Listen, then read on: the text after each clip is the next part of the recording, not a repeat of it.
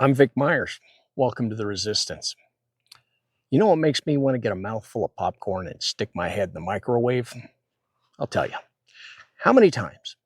How many times have we seen politicians get in front of a camera with self-righteous indignation about their opposition?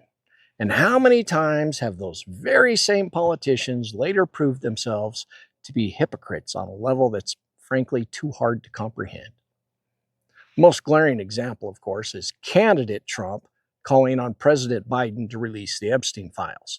And then President Trump says the files are a hoax and refuses to release them or prosecute anybody in them.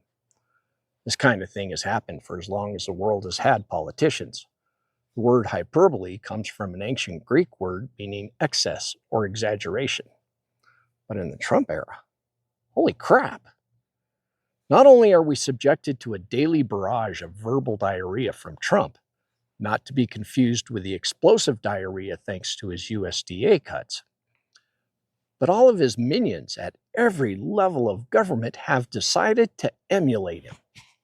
Case in point, I've watched way too many hours of video of my state representative, and he has a fairly standard shtick.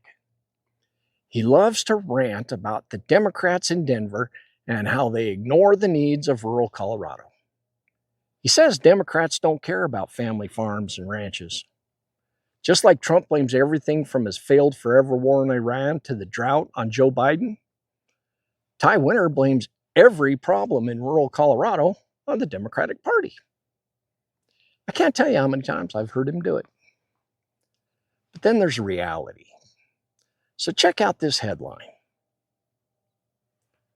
The top 3 poorest counties in Colorado are right here in our House district.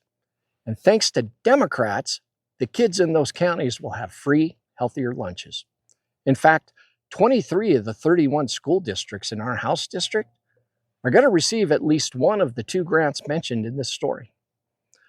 One of those grants is tied to sourcing the food for school lunches from local farms and ranches. It took a series of 6 bills over the last 4 years to make this happen. One of them was in 2022 before Ty Winter was elected. But after he was elected, he voted against the other 5. How many times will we let him blame the Democrats for ignoring rural Colorado while he votes against our kids and our farmers and our ranchers? Well, I got a different plan. You can see it at vic4hd47.com. Thanks for listening. Good day.